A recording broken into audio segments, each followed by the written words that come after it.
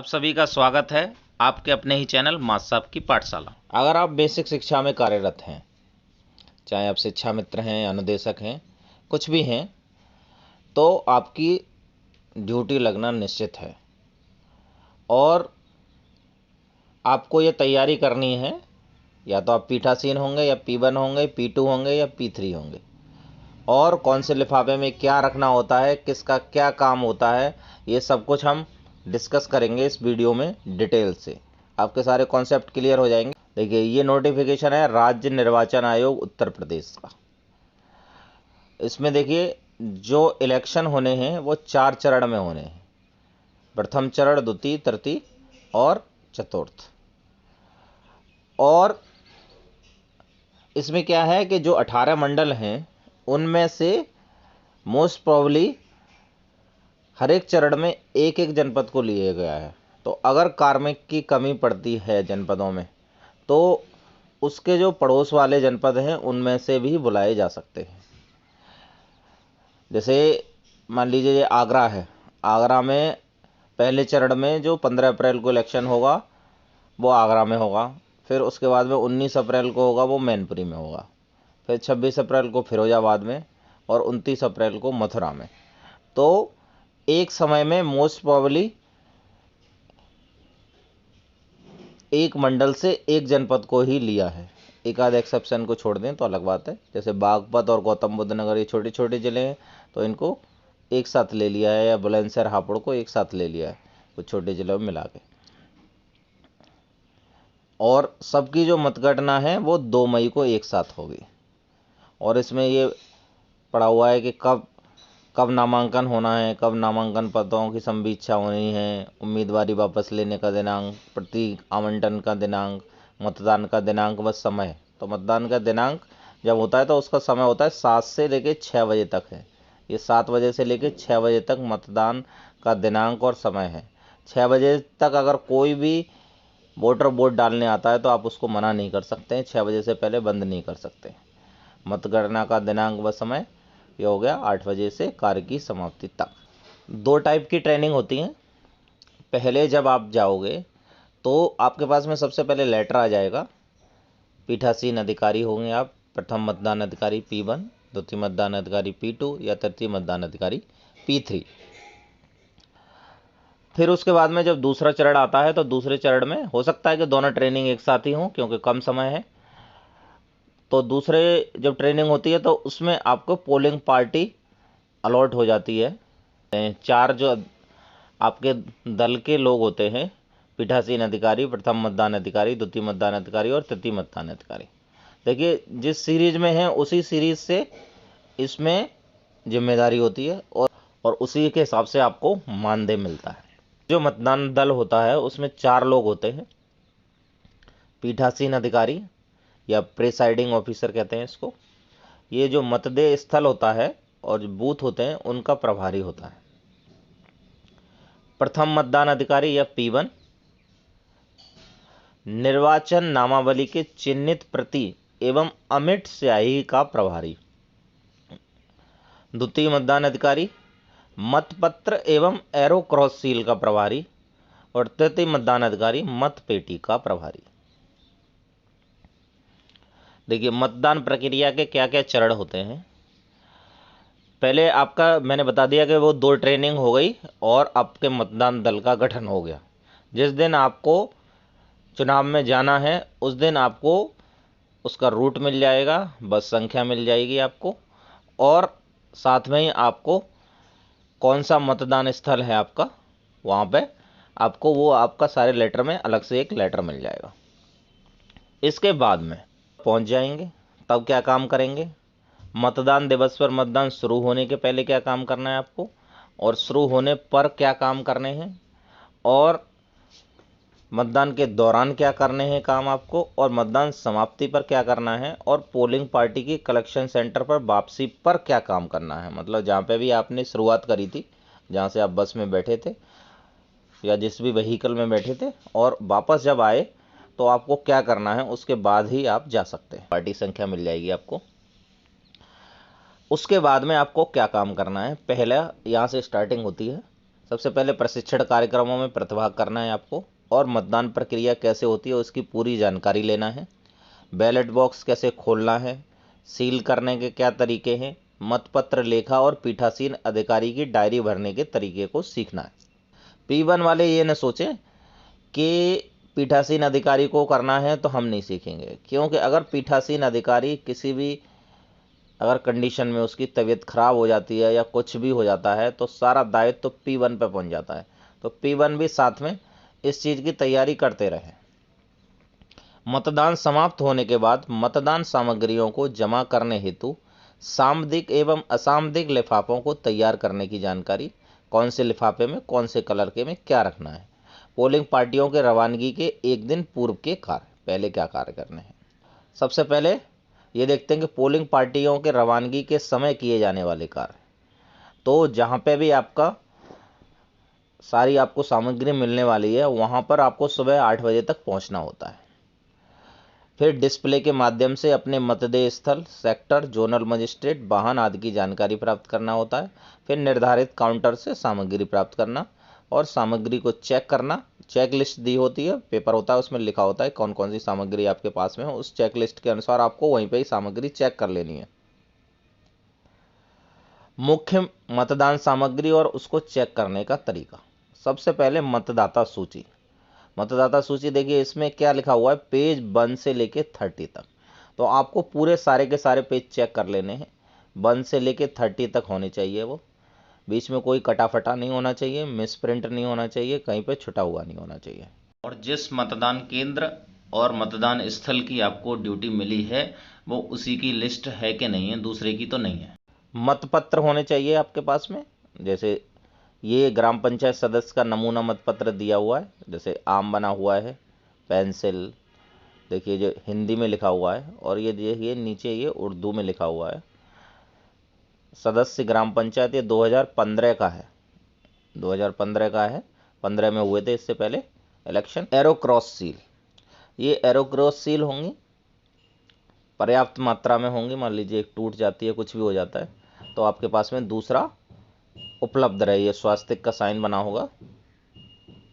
Stamp की स्याही होनी चाहिए, अमिट स्याही होनी चाहिए, जो मतदाता होते हैं उनके नाखून पे उंगली पे लगाई जाती है। फिर पीठासीन की घोषणा। पीठासीन को क्या घोषणा करना है, भाग 1, भाग 2 और भाग 3।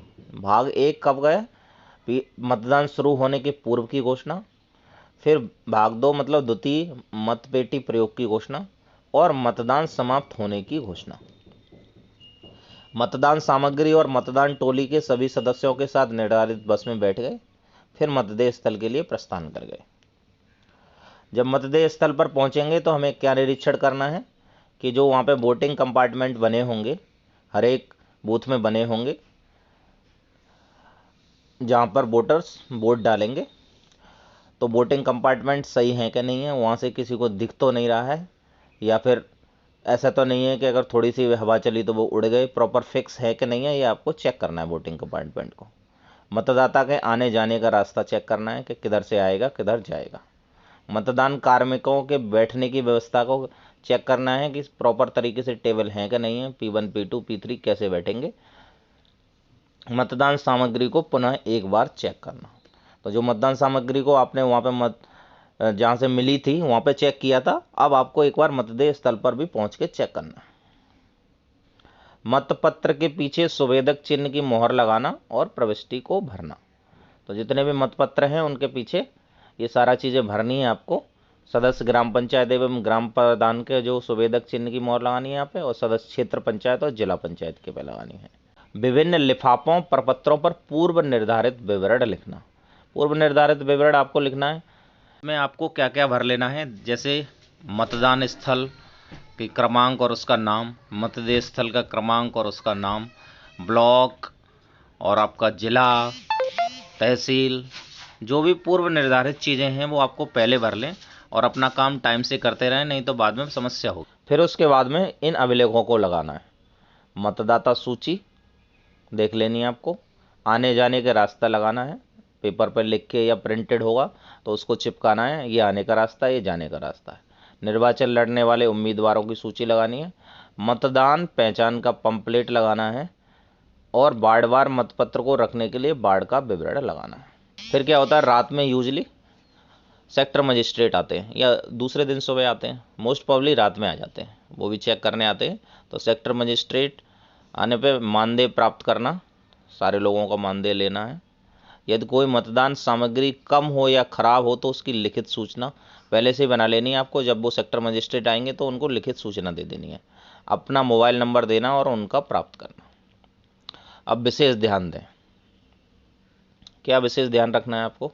आपको ये स्पष्ट करना है कि आपके मतदेय स्थल पर सदस्य ग्राम पंचायत, क्षेत्र पंचायत व सदस्य जिला पंचायत पद के लिए किन किन वार्डों निर्वाचक क्षेत्र क्रमांक में निर्वाचन होना है और मतदेय स्थल की मतदाता सूची में किस वार्ड के मतदाता उक्त पदों के लिए अपना वोट डालेंगे।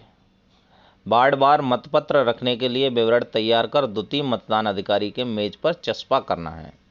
मतदाता के पहचान हेतु विकल्प को प्रथम मतदान अधिकारी के मेज पर लगाना है और मतदेय स्थल पर ही निवास करना है आपको, और किसी का आतिथ्य स्वीकार न करें। मतलब उल्टी सीधी चीज़ें आपको नहीं खिला दे कोई, इसलिए किसी के भी चीज़ें नहीं खाएं। मतदान दिवस पर मतदान शुरू होने के पूर्व के कार्य, सुबह 6 बजे तक तैयार होकर निम्न कार्रवाई करें। देखिए 7 बजे से इलेक्शन होना है, आपको जल्दी से तैयार हो जाना है 6 बजे तक, और 6 बजे से ये काम शुरू कर देने हैं।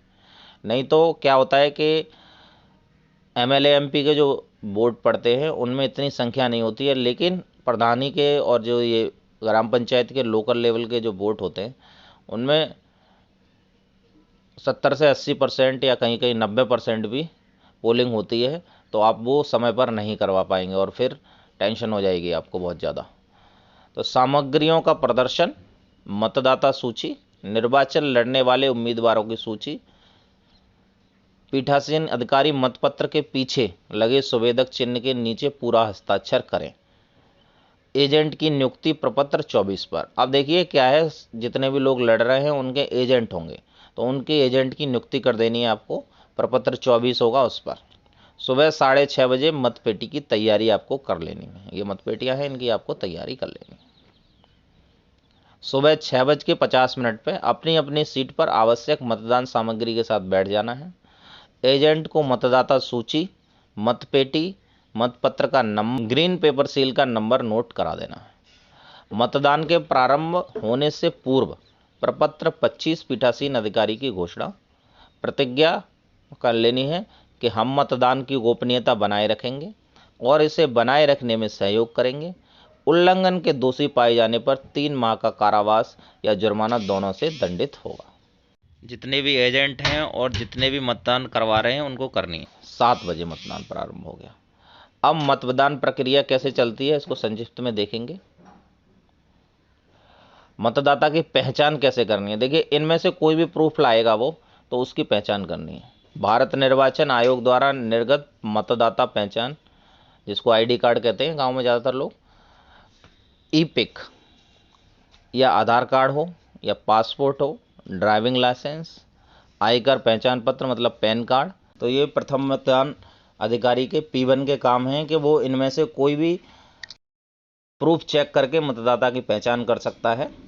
राज्य, केंद्र सरकार, सार्वजनिक क्षेत्र के उपक्रमों, स्थानीय निकायों अथवा पब्लिक लिमिटेड कंपनियों द्वारा अपने कर्मचारियों को जारी किए गए फोटोयुक्त पहचान पत्र, सार्वजनिक क्षेत्रों के बैंकों, पोस्ट ऑफिस द्वारा जारी फोटोयुक्त पासबुक, अभिलेख यथा पट्टा, रजिस्ट्रीकृत डीड आदि, अद्यतन फोटोयुक्त किसान बही, फोटोयुक्त पेंशन अभिलेख यथा भूतपूर्व सैनिक पेंशन बुक, पेंशन भुगतान आदेश, वृद्धावस्था पेंशन आदि। तो ये और भी नीचे ये प्रूफ दिए हुए हैं, इनको आप देख लेंगे। और अगर आपको इसका PDF चाहिए तो उसका लिंक आपको डिस्क्रिप्शन बॉक्स में मिल जाएगा, वहाँ से आप डाउनलोड कर सकते हैं। तो P1 को ये चेक कर लेना है कि कोई भी टेंडर वोट नहीं पड़े या कोई दूसरा बंदा वोट न डाल के जाए। फिर P1 को क्या करना है, जो मतदाता सूची है उसमें उसको चिन्हांकन करना है। चिन्हांकन करने के लिए देखिए पुरुष और स्त्री अलग रखे, वो रेड से मार्क कर दे, राइट का निशान लगा दे पुरुष पे, और जो स्त्री है उस पर राइट के ऊपर गोला भी लगा दे, या जैसा आपको वहाँ पे प्रशिक्षण में बताया जाए, जिससे कि आपको काउंट करने में आसानी रहे। क्योंकि आपको हर 2-2 घंटे बाद काउंट करके लिखना है। और अमिट स्याही लगाना, कहीं कहीं P2 लगाते हैं अमिट स्याही, तो जैसा भी प्रिसाइडिंग ऑफिसर के साथ में आपका जैसे भी बॉन्डिंग होती है, जैसा भी वो कहते हैं तो उस हिसाब से करना है।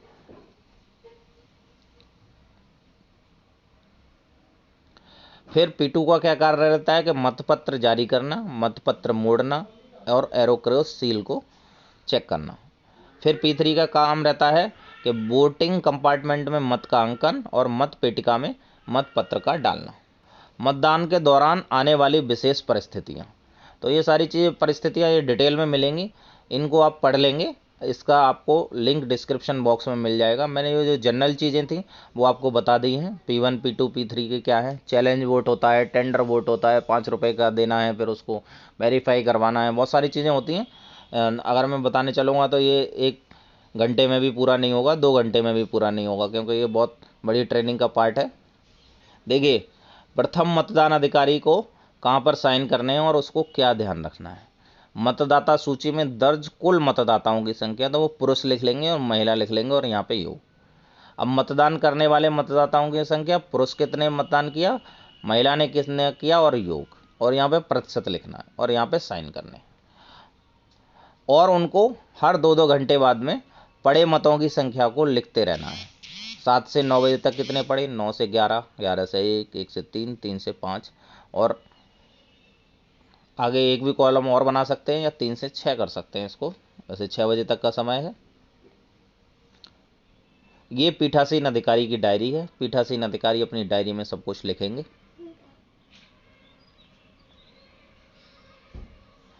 और ये मतपत्र लेखा बनाना है। इसमें क्या है, मतदान स्थल के पीठासीन अधिकारी द्वारा प्राप्त मत पत्रों की संख्या, उसमें लिखा हुआ नंबर लिखा हुआ इतने से इतने तक और कुल संख्या इतना।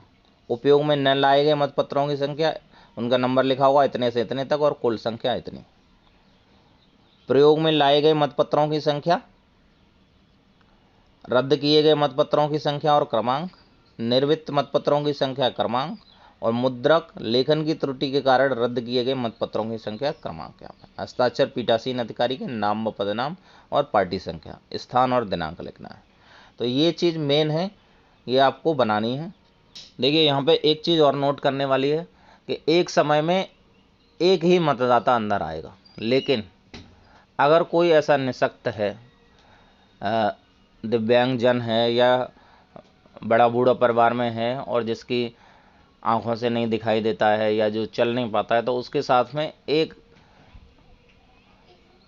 मतदाता आ सकता है, लेकिन उसका नाम मतदाता सूची में होना चाहिए। ऐसा नहीं है कि मतदाता सूची में नाम ना हो, कोई नाबालिग आ जाए या कोई और आ जाए, ऐसा नहीं हो सकता है, क्योंकि उसका सगा संबंधी आएगा। नहीं आएगा तो उसके कोई ब्लड रिलेशन में ही होगा, वो ही आएगा, परिवार वाला ही। लेकिन साथ में वो ये नहीं है कि प्रधानी के कैंडिडेट्स आ जाएं या फिर कोई जो उसके अभिकर्ता हों वो आ जाएं, तो वो नहीं आ सकते। देखिए, 4 तरीके के लिफाफे हैं। हल्के नीले रंग का 1 नंबर लिखा है, हल्के पीले रंग का जिस पे 2 नंबर लिखा है, हरे रंग का है इस पे 3 नंबर लिखा हुआ है, और जो पिंक कलर का उस पे 4 नंबर। देखिए, किस लिफाफे में क्या रखना है। लिफाफे पर अंकित नंबर गोले में 1 नंबर लिखा हुआ है, हल्के नीले रंग का, 1 संख्या में है। अप्रयुक्त पेपर सील रखने के लिए लिफाफा साइज 9x4 का है। फिर उसके बाद में निर्दत्त मतपत्र रखने के लिए लिफाफा 9x4 का, इसमें 4 संख्या है, हल्के नीले रंग का। तो इस तरीके से ये लिफाफे हैं, 1 नंबर, 2 नंबर, 3 नंबर, 4 नंबर। किस में क्या लिखना है, ये सारी चीज़ें हैं। फिर कलेक्शन सेंटर पर वापस आकर जब आप वापस आओगे तो कौन से काउंटर पे क्या जमा होना है, तो ये सब कुछ इसमें मिल जाएगा। तो आप इसको पढ़ सकते हैं या डाउनलोड कर सकते हैं अगर आपने डाउनलोड करना है तो। ये सारा PDF आपको क्या क्या करना है सब कुछ आपको वीडियो के डिस्क्रिप्शन बॉक्स में मिल जाएगा, वहाँ से आप डाउनलोड कर सकते हैं और उसको अपने पास सेफ रख सकते हैं। और इस वीडियो को भी डाउनलोड करके आप रख लें, सो दैट कि आपके बाद में काम आ सके। और अगर आपने हमारे चैनल को सब्सक्राइब नहीं किया है तो चैनल को सब्सक्राइब भी कर लीजिए और बेल आइकन भी दबा लीजिए, जिससे आपको समय पर अपडेट मिलते रहें। Thanks for watching.